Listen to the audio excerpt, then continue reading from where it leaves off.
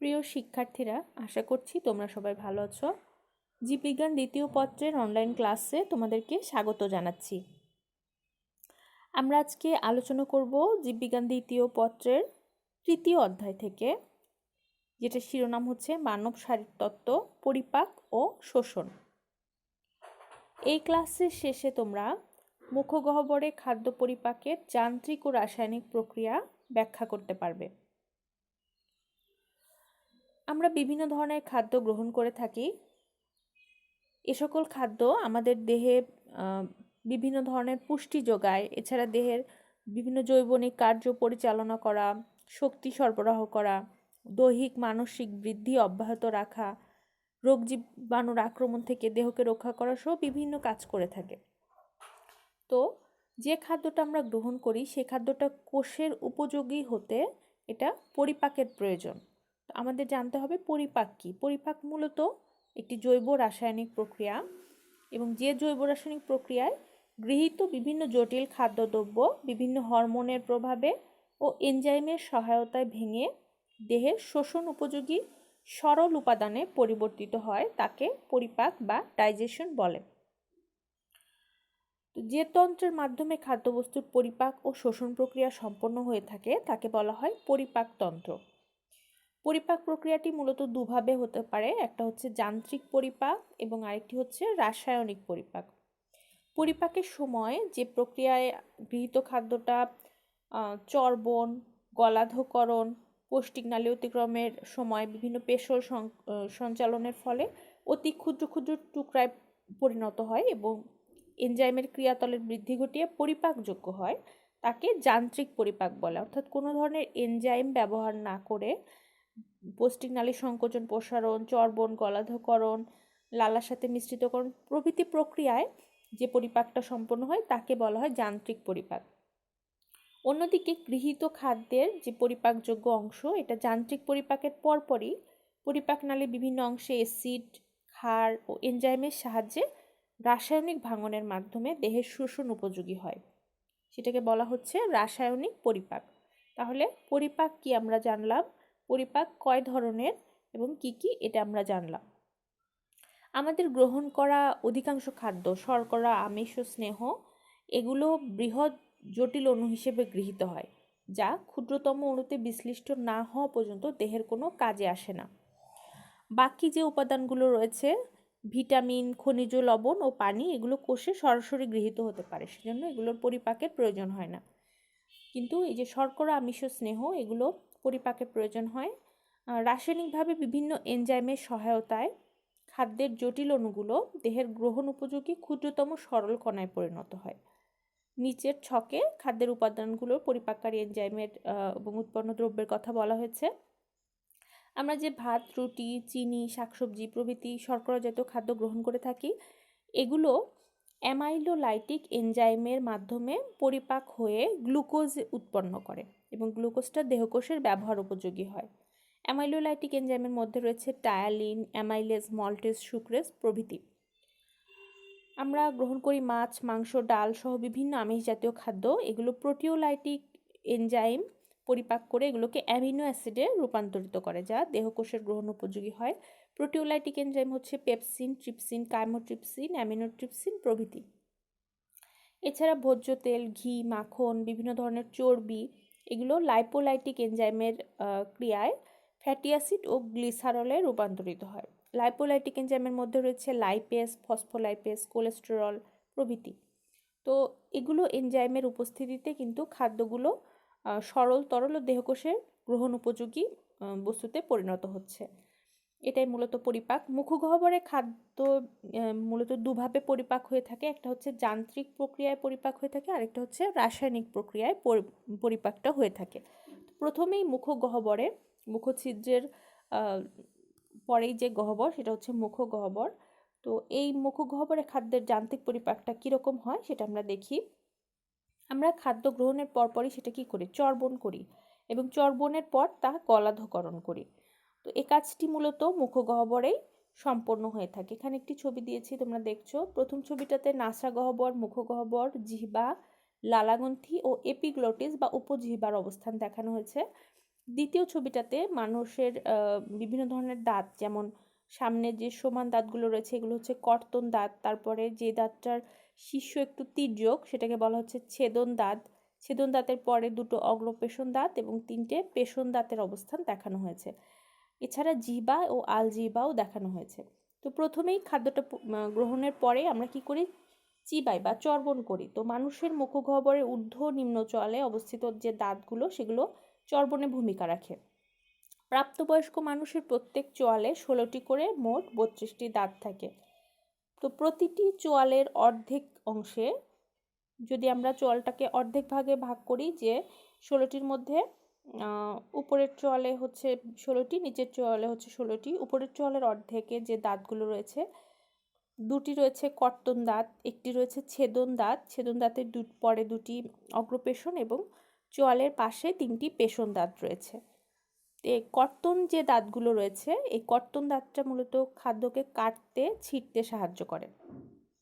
ছেদন দাঁতটা খাদ্যটা ছিঁড়তে সাহায্য করে। অগ্রপেশন ও পেশন দাঁত চিবাতে ও পিষতে সাহায্য করে। একটি সরলরেখার উপরে যদি আমরা বিভিন্ন ধরনের দাঁতের ইংরেজি নামের প্রথম অক্ষর লিখে ওই ধরনের দাঁত প্রতি চোয়ালের অর্ধাংশে কয়টি আছে তা লিখি, তাহলে দন্ত সংকেত পাওয়া যাবে। যেমন কর্তন দাঁতকে বলা হচ্ছে ইনসিসর। ইনসিসরটাকে আই দিয়ে যদি আমরা প্রকাশ করি, এখানে দেখো কর্তন দাঁত চোয়াল অর্ধেক অংশে রয়েছে দুটি, তাহলে আই এর পরে 2। তারপরে ছেদন দাঁতটাকে আমরা যদি ক্যানাইন বা ছেদন দাঁতটাকে সি দিয়ে প্রকাশ করি, এবং হচ্ছে ছেদন দাঁত কিন্তু চোয়ালের এই অর্ধেক অংশে একটা আছে, এই পাশে আরেকটা আছে, তাহলে অর্ধেক অংশ নিয়ে যেহেতু আমরা কাজ করছি তাহলে এখানে আমরা 1 লিখব। তারপরে রয়েছে প্রিমোলার বা অগ্রপেশন দাঁত। অগ্রপেশন দাঁত চোয়ালের অর্ধাংশে এ পাশে দুটি রয়েছে আর এই পাশে দুটি রয়েছে, তো অর্ধাংশে দুটি রয়েছে, এজন্য প্রিমোলারের পরে আমরা 2 লিখব। এরপরে চোয়ালের একদম শেষে রয়েছে পেশন দাঁত বা মোলার দাঁত। মোলার টিথ এখানে 3টি রয়েছে। মোলারকে এম দ্বারা প্রকাশ করে আমরা এম এর পরে 3 বা 3 এটা লিখব। লেখার পরে উপরের চোয়াল এবং নিচের চোয়ালের এই সংখ্যাগুলো আমরা লিখে, তাহলে উপরের চোয়ালে ইনসিসর 2টি, ক্যানাইন 1টি, প্রিমোলার 2টি, মোলার 3টি, তাহলে মোট হলো 8টি। আর নিচের চোয়ালের অর্ধাংশেও 8টি। এবার উপরের চোয়ালের অর্ধাংশের সাথে 2 গুণ করব এবং নিচের চোয়ালের অর্ধাংশের সাথে 2 গুণ করব, তাহলে কত হলো 8 দুগুণ 16 এবং 8 দুগুণ 16। এই 16 আর 16 যোগ করলে হয় 32টি, যা হচ্ছে পূর্ণবয়স্ক মানুষের মোট দাঁতের সংখ্যা। এভাবে কিন্তু পূর্ণবয়স্ক মানুষের দন্ত সংকেতটা লিখে মোট দাঁতের সংখ্যাটা বের করা হয়। তো আমরা দাঁতের নামগুলো মনে রাখবো, ইনসিসর, ক্যানাইন, প্রিমোলার, মোলার, এবং কোন দাঁতের কি কাজ এটা আমরা মনে রাখবো। তো কর্তন দাঁত যেটা, এটা খাদ্যটা কাটা এবং ছিঁড়তে সাহায্য করে, এবং পেশন দাঁতটা কি করে, খাদ্যটা পিষতে সাহায্য করে। এর ফলে কি হয়, খাদ্যটার যান্ত্রিক পরিপাকটা সম্পন্ন হয়ে থাকে। এছাড়া মস্তিষ্কের হাইপোথ্যালামাস, স্বাদ গ্রহণকারী অঞ্চলের নিকটবর্তী সেরিব্রাল কর্টেক্সের অংশ চর্বণ প্রক্রিয়ার সাথে জড়িত থাকে। এগুলো মূলত মস্তিষ্ক দ্বারা নিয়ন্ত্রিত। তো চর্বণের মাধ্যমে খাদ্যটা উপস্থিতি নিম্ন চলের ওঠানামার মাধ্যমে 2 পাটির দাঁতসমূহের কাছাকাছি আসে এবং খাদ্যদলের ঘর্ষণের সৃষ্টি হয়। কর্তন, ছেদন, পেশন এই সকল পুরো প্রক্রিয়াগুলোকে বলা হয় যান্ত্রিক পরিপাক, এবং এই প্রক্রিয়া পুনঃ পুনঃ ঘটার ফলে খাদ্য চর্বিত হয়ে ক্ষুদ্র ক্ষুদ্র অংশে পরিণত হয়ে থাকে। এছাড়া মুখে অবস্থিত জিহ্বা, যেটা খাদ্য নাড়াচাড়ায় অংশ নিয়ে এই প্রক্রিয়াটিকে আরও কার্যকর করে তোলে। আমরা জানি যে মুখগহ্বরের যে লালারস, জিহ্বা থেকে যে লালারস নিঃসৃত হয়, এখানে যে মিউকাসটা থাকে, এই মিউকাসটা খাদ্যকে পিচ্ছিল করে, পিচ্ছিল করার পরে খাদ্যটা গলাধঃকরণ করতে বা গিলতে সাহায্য করে। এটাও কিন্তু এক ধরনের যান্ত্রিক পরিপাক। এখানে আরেকটি ছকে তোমরা দেখতে পাচ্ছ যে পৌষ্টিকতন্ত্রটাকে দুভাগে ভাগ করা হয়েছে, পৌষ্টিক নালী ও পৌষ্টিক গ্রন্থি। পৌষ্টিক নালীর মধ্যে প্রথমে রয়েছে মুখছিদ্র, মুখগহ্বর, গলবিল, অন্ননালী, পাকস্থলী, ক্ষুদ্রান্ত, বৃহদন্ত ও পায়ু। পৌষ্টিক গ্রন্থির মধ্যে প্রথমে রয়েছে লালা গ্রন্থি, যকৃত, অগ্নাশয়, গ্যাস্ট্রিক গ্রন্থি ও আন্ত্রিক গ্রন্থি। এগুলো সম্পর্কে আমরা পরে বিস্তারিত আলোচনা করব। এরপর আমরা যান্ত্রিক পরিপাকের দ্বিতীয় যে ধাপ, প্রথমে হলো চর্বণ, তারপর হচ্ছে গলাধঃকরণ। গলাধঃকরণে আসি। গলাধঃকরণটা মূলত মুখগহ্বরের পেছনে যে কোমল তালু থাকে, এই তালু চর্বণরত যে খাদ্যটা এটা নাসার ছিদ্রপথে প্রবেশ করতে বাধা দেয়, ফলে খাবারটা গলবিলে এসে পৌঁছায় এবং গলবিল থেকে দুটি নালী চলে গেল, একটি হচ্ছে শ্বাসনালী এবং অন্যটি হচ্ছে অন্ননালী। জিহ্বার গোড়ায় অবস্থিত শ্বাসনালীর অংশে একটা ছোট্ট পেশল উপজিহ্বা বা আলজিহ্বা বা এপিগ্লোটিস থাকে। এটা অন্ননালীর উপর এমন এক ঊর্ধ্বগামী বল প্রয়োগ করে যাতে চর্বণকৃত যে খাদ্যটা এটা শ্বাসনালীর ভিতরে প্রবেশ না করে অন্ননালীর মধ্যে চলে যায়। এভাবে গলাধকরণকৃত খাদ্যটা অন্ননালীর ক্রমান্বয়ে সংকুচন ও প্রসারণের মাধ্যমে পেরিস্টালসিস প্রক্রিয়ায় পাকস্থলিতে পৌঁছে।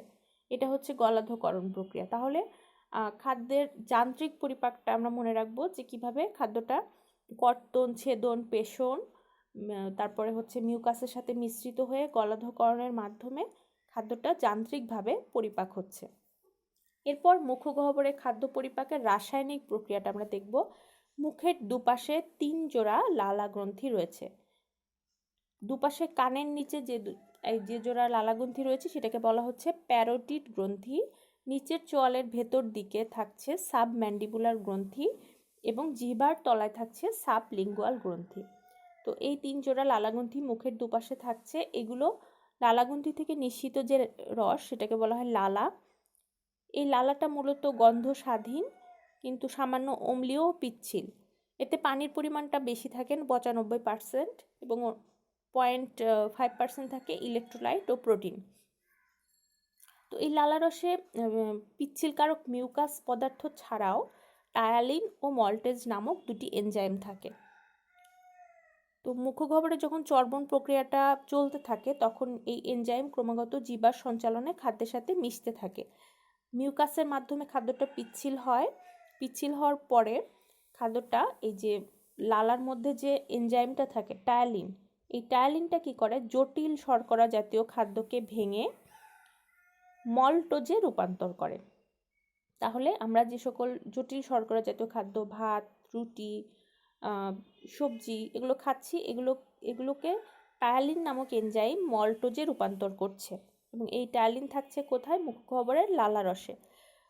তো এই মল্টোজটা পরবর্তীতে আবার মল্টেজ এনজাইম, যেটা এই লালার অভ্যন্তর থেকেই আসে, এই মল্টেজ এনজাইমের মাধ্যমে ভেঙে গ্লুকোজে রূপান্তরিত হচ্ছে। এই গ্লুকোজটা হচ্ছে দেহকোষে ব্যবহার উপযোগী।